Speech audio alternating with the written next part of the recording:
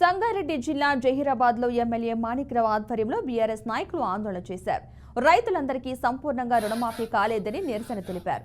పట్టణంలోని క్యాంపు కార్యాలయం నుంచి ఆర్డీఓ కార్యాలయం వరకు రైతులతో కలిసి ర్యాలీ చేశారు. అనంతరం ఆర్డీఓ కార్యాలయం ఎదుట బైఠాయించి ప్రభుత్వానికి వ్యతిరేకంగా నినాదాలు చేశారు. ఆంక్షలు లేకుండా 2 లక్షల రుణాలు మాఫీ చేయాలని డిమాండ్ చేశారు. లేని పక్షంలో ఆందోళనలు ఉధృతం చేస్తామని ఎమ్మెల్యే హెచ్చరించారు. ఇచ్చిన మాట నెరవేర్చవలసిందిగా నేను ప్రభుత్వాన్ని కోరుతా ఉన్నాం.